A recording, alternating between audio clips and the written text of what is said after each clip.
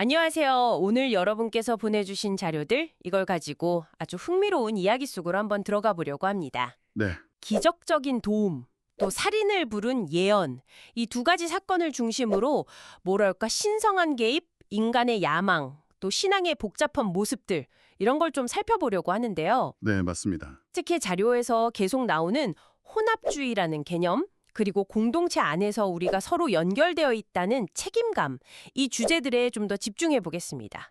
자, 그럼 바로 시작해 볼까요? 네, 좋습니다. 오늘 살펴볼 핵심 내용이 바로 열왕기하 8장에 나오는 그 수넴 여인 이야기, 그리고 엘리사 예언자랑 하사엘의 만남이죠. 맞아요. 이게 수천 년 전 기록이지만 그냥 옛날 이야기가 아니라 오늘 우리에게도 상당히 중요한 통찰 준다고 생각합니다. 그 핵심을 한번 같이 짚어보시죠. 네.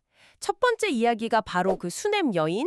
7년 기근 피해서 블레셋에 있다가 돌아왔는데 왕에게 자기 땅을 돌려달라고 요청하는 장면이죠. 네, 근데 진짜 놀라운 건 그 순간에 왕이 엘리사의 종 게하시랑 이야기를 나누고 있었다는 거. 그렇죠. 그 타이밍이 정말 기가 막히죠. 네, 자료에서도 지적하셨듯이 게하시는 나병 환자였는데 왕 앞에 있었다는 것도 그렇고 이게 당시로서는 좀 이례적인 상황 아닌가요? 맞습니다.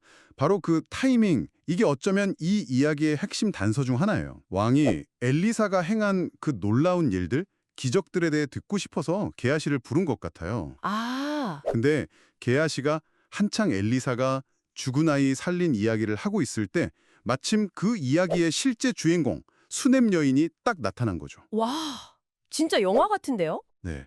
그래서 게하시가 폐하, 이 여인이 바로 그 여인입니다. 그리고 이 아이가 엘리사가 살린 바로 그 아들입니다. 이렇게 증언을 하죠. 그러니까 왕이 듣고는 즉시 여인의 땅 돌려주고 그동안 못 거둔 소출까지 전부 다 돌려주라고 명령을 내린 거군요. 네, 바로 그렇게 됐습니다. 여기서 이제 자료에서 제기된 그 질문이 딱 떠오르네요.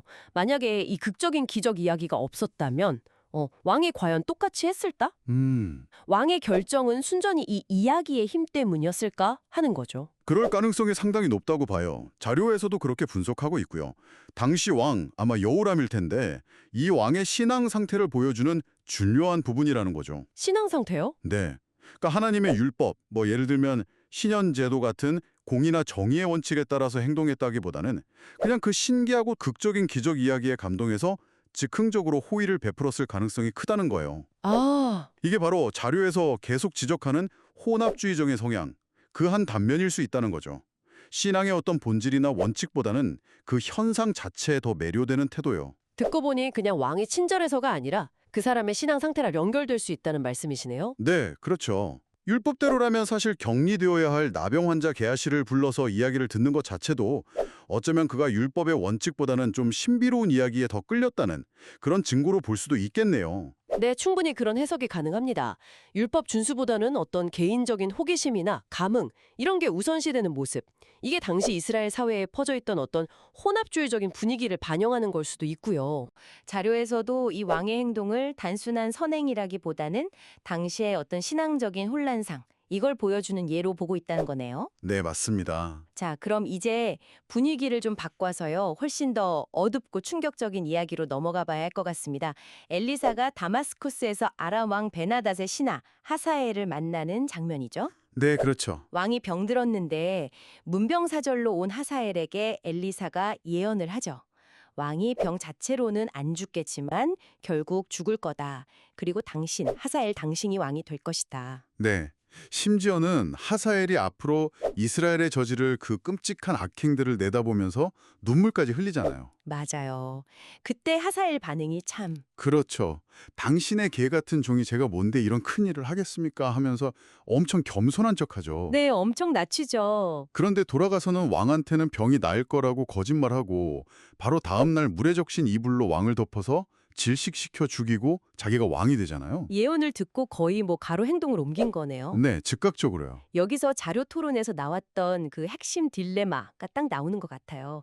엘리사의 예언이 하사엘의 살인을 촉발시킨 걸까? 아니면 그냥 그 마음속에 원래 있던 야망을 확인시켜 주거나 단순히 시기만 앞당긴 걸까? 진짜 닭이 먼저냐 달걀이 먼저냐 같은 질문인데요. 정말 중요한 질문입니다. 자료에서도 이 지점에서 다윗의 경우랑 하사엘을 아주 극명하게 대조시키고 있어요. 아, 다윗이요? 네, 다윗도 사무엘 선지자한테 왕이 될 거라고 기름 부음 받았잖아요. 그런데 자기를 죽이려고 했던 사울 왕을 해칠 기회가 몇 번이나 있었는데도 자기 손으로 그 예언을 이루려고 하지 않았죠. 그렇죠. 기다렸죠. 네, 하나님의 때를 기다렸어요. 반면에 하사엘은 예언을 듣자마자 이건 뭐 거의 해도 좋다는 허가증처럼 받은 듯이 움직였단 말이죠. 왜 이렇게 차이가 나는 걸까요? 이 차이를 다시 그 혼합주의라는 틀로 설명해 볼 수 있을 것 같아요. 아, 또 혼합주의군요. 네. 하사엘한테 엘리사의 예언은 어떤 하나님의 거룩한 뜻이나 계획이라기보다는 자기 욕망을 정당화해 주거나 아니면 뭐 길흉을 알려주는 점괘처럼 받아들여졌을 가능성이 크다는 거죠. 아, 점괘처럼요? 네. 하나님의 율법이나 어떤 도덕적인 원칙 이런 거에 대한 깊은 고려 없이 그냥 예언을 자기 야망 실현의 도구로 써먹은 거죠. 자료에서도 지적하듯이 예언 듣고 땡큐 하고 바로 행동으로 옮긴 거예요. 다윗은 하나님이 기름 부으신 자라는 그 더 큰 원칙 때문에 기다렸는데 하사엘한테는 그런 게 전혀 없었다는 거네요. 그렇죠. 예언을 대하는 태도 자체가 근본적으로 달랐던 거죠. 네. 다윗은 하나님의 주권을 인정하고 그분의 시간과 방법을 기다리는 어떤 경외심 이걸 보였는데 하사엘은 예언을 그냥 자기 목적 달성을 위한 정보나 기회로만 활용한 겁니다. 이게 하나님 중심 신앙과 인간 중심의 혼합주의적 태도의 결정적인 차이를 보여주는 사례라고 자료는 분석하고 있습니다. 물론 더 큰 그림에서 보면 하나님께서 하사엘 같은 인물조차도 이스라엘을 연단하거나 심판하시는 도구로 사용하셨다. 뭐 이런 해석도 가능하긴 합니다. 역사의 주관자로서 악의 도구까지도 사용하시는 거죠. 네. 앞서 두 이야기에서 계속 혼합주의라는 개념이 핵심 키워드로 나왔는데요. 이 개념에 대해서 조금만 더 자세히 설명해 주실 수 있을까요? 자료 내용을 보면 이게 단순히 다른 신을 섬기는 거랑은 좀 다른 것 같아서요. 네, 아주 중요한 지적입니다. 혼합주의는 명백하게 하나님을 버리고 다른 신을 섬기는 배교랑은 구별이 돼요. 아, 다른 거군요. 네. 오히려 하나님을 믿는다고 생각은 하면서도 세상의 다른 종교적인 관습이나 세속적인 가치관, 철학 이런 것들을 무비판적으로 받아들여서 자기 신앙이랑 막 뒤섞는 걸 의미해요. 뒤섞는다. 네. 예를 들면 고대에는 뭐 바알 숭배의 풍요 의식이라든지 점술 같은 걸 기독교 신앙이랑 결합시키는 식이었다면 현대에는 또 다른 모습으로 나타날 수 있다는 거죠. 그럼 현대 사회에서는 어떤 모습으로 나타날 수 있을까요? 자료에서도 몇 가지 사례가 언급됐었죠. 네. 자료에서 몇 가지 구체적인 예를 들었어요. 가령 교인들이 그냥 재미삼아서 타로나 점수를 본다거나 아니면 세상적인 성공이나 부를 하나님의 축복이랑 똑같이 여기는 그런 기복신앙적인 태도. 아, 성공 이꼴 축복. 네. 혹은 교회 안에 뭐 성과 중심의 능력주의나 효율성을 강조하는 자본주의적인 사고방식 이런 것들이 너무 깊숙이 스며드는 것. 이런 것들이 현대적인 혼합주의의 예시로 논의되었죠. 그렇군요. 특히 자본주의나 능력주의처럼 이게 눈에 잘 보이지 않는 사상이란 신앙이 결합될 때는 스스로 인지하기가 더 어렵기 때문에 더 분별이 필요하다는 점이 강조됐습니다. 신앙의 어떤 경계가 모호해지는 것에 대한 우려, 이런 게 담겨 있었던 것 같아요. 네, 겉으로는 신앙의 형태를 유지하는 것 같은데 실제로는 세상의 가치관을 따라갈 수 있다는 위험성, 이거 정말 좀 섬세하게 봐야 할 문제네요. 맞습니다. 이런 혼합주의의 문제는 개인의 신앙 차원을 넘어서 신앙 공동체 전체의 건강하고도 바로 연결이 돼요. 아, 공동체 전체요? 네. 그래서 자료의 논의가 자연스럽게 연결됨과 책임이라는 주제로 이어집니다. 공동체 안에서 한 사람의 행동, 특히 신앙적으로 성실하지 못한 행동이 다른 구성원들에게 심지어 공동체 전체에 영향을 미칠 수 있다는 점을 강조하는 거죠. 당신이 말씀대로 살지 않는 것이 내게 피해를 줄 수 있다. 이런 표현까지 나왔죠. 상당히 강하고 직접적인 메시지인데요. 네, 좀 세죠? 어떤 근거로 이런 주장을 하는 건가요? 성경의 여러 이야기들을 근거로 들어요. 예를 들어서 야곱 한 사람의 과거 행동 때문에 온 땅에 7년 기근이 왔다는 해석이라든가 아, 또 이스라엘 민족 전체의 불순종이 주변 민족들에게까지 영향을 미쳤다는 관점 같은 거요. 이건 우리 신앙 공동체가 단순히 개인들의 집합이 아니라 서로 깊이 연결돼서 영향을 주고받는 유기체 같다는 인식을 바탕으로 하는 겁니다. 네, 유기체. 네, 나의 영적 상태가 공동체에 영향을 주고 또 공동체의 상태가 나에게 영향을 준다는 거죠. 그래서 공동체 안에서 서로의 잘못을 좀 바로잡아주는 과정이 중요하다고 이야기하는 거군요. 그렇죠. 자료에서는 마태복음 18장에 나오는 그 단계적인 권면 있잖아요.